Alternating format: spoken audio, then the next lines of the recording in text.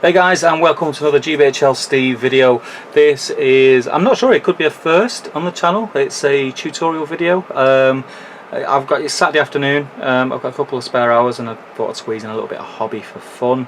I'm sort of attempting something that I've been sort of had half a mind to do for quite a while. Well, since reading the last two SBG magazine editions anyway.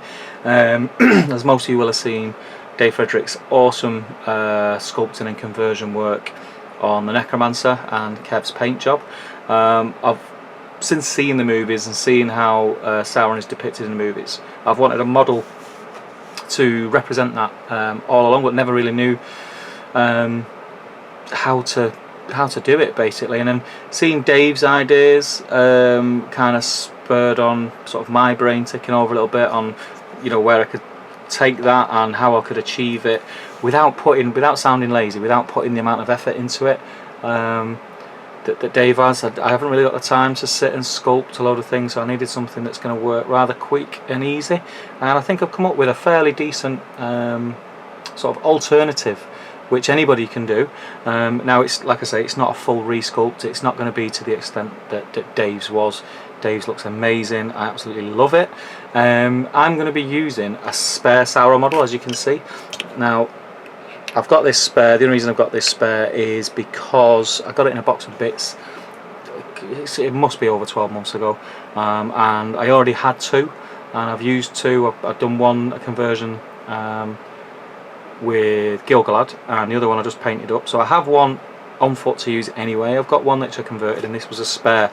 I was keeping it for a trade or something, but obviously now I'm going to use it to try and do some sort of work and have the Necromancer from the Hobbit movies, which would be nice. So there's a few things that you need to do. I mean, looking at the model itself, it's a large model, and what this is going to have some work done to it. But all I'm going to show you now is how to get the smoky effects. It's very, very similar to what Dave done and how he achieved it. It's so hard, you know, when you try and think in your head how you can achieve those effects without going down the cotton wool or steel wool route, which I'm not a big fan of the look of, if I'm honest. It's quite a difficult what's the word, illusion to put onto a model that is smoke. So I'm going to kind of jump down the route that Dave's gone, and how I decided to do that was with plasticard. If you're not sure what plasticard is, it's this stuff. As you can see, I think it's 1mm plasticard, white plasticard, available from any model shop or hobby shop. And I'm going to use this as the base model. Like I said, it's going to be a bit of work. I'm not sure. I'm probably going to take the legs off, so he's floating as Dave's is, because I really liked how that looked. I'll probably remove some of the cloak and do maybe a little bit of putty work on that. Not too sure yet. I'll keep the right arm. I'm going to remove the mace from the left arm. I'm not sure what I'm going to do with the positioning yet, but we'll work along that as it comes. This will be a multi-part tutorial, because I'll show you the bits now, and whoever's, you know, if you did want to give it a go, you can sort of do it with me. So I'll release the video in stages, and it saves you having to watch me saw through models. The main part that I want to keep is the head, because it's so iconic, the helmet and the breastplate, etc. Yeah, that's going to be what I want to keep. Everything else, as far as all the cloak work and things like that, I'm not too fussed about losing. There'll probably be a lot of putty on there. So what do? First thing you do is you measure the height of the model, and when you measure the height of the model, you cut yourself a strip of plasticard at that measurement, and then what you do is you measure from the back of the model. It'll probably be easier to do it like this. This plasticard is going to wrap around like so. Yeah. So what you need to do is you need to measure from where you want your talons to start at the front of the model, from here around the back to here, and you end up with something around that size. I'll just move those out of the way for the minute. And then what I did was got myself a paint bottle, get it in the centre or roughly near the centre, and you try and tease that around like that. Now, you don't have to get it perfect, because you are going to put it flat again, but this is just to sort of start off the curvature of the things, get yourself a nice background. What you then do, just let me grab a pen from somewhere. I did have one, possibly behind my ear, and you put the model fairly central, doesn't have to be bang on because the talons don't have to be perfect. And what you want to do is you just want to mark where the model's going to sit, like so. Okay, so you get a rough idea, so you can see where that's going to sit. And what that is, that's going to be the spine of your talons. That's what's going to keep everything held together. From this point, what you'll do is you start marking your talons. Now you can choose to draw these any which way you'd like. I tend to go the old school sort of, how would you call it, tongue of fire route. That sort of looks like that. You get the idea. It's not that easy to draw on plastic card. I do find that Bic pens, ballpoint pens, do draw on the card a lot easier than any other, or you could use a pencil. It's totally up to you. But as you can see, start drawing the talons, and you'll do that all the way down. And what I tend to do is at the head have them not as long, getting longer towards the middle, and then coming in a little bit at the bottom. You do exactly the same. Doesn't have to be a mirror image, doesn't have to be symmetrical. It can be if you want it to, but doesn't. I think the oddness of the talons makes it look better. So you'll do that both sides. When you've done that, what you'll then do is get yourself a blade. Now you can use a craft knife or anything like that. I'm using a Stanley knife for this, just for the simple reason that it's more heavy duty and it goes through the plastic card a lot easier. And all you're going to do, now when you're using these, I've said it in some videos, hold down with your, if you're right-handed you do it this way, obviously if you're left-handed you do it the opposite way. I'm right-handed, so I'm going to hold with my left, and you cut with your right, and you cut away from where your left hand is. Now with plastic card, the beauty of it is you don't have to go all the way through, and I'll show you why. So you just basically score like that, and it snaps off.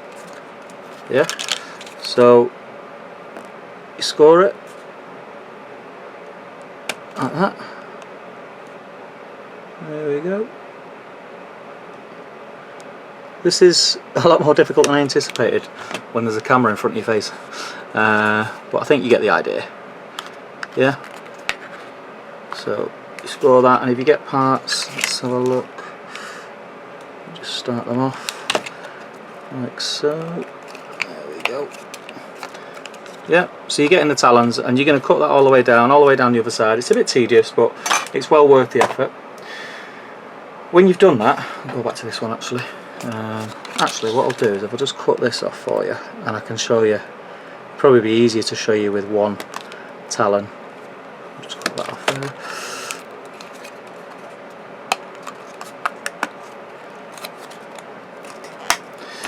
there. Yeah, I'll just get rid of that, just for the sake of showing you what you need to do.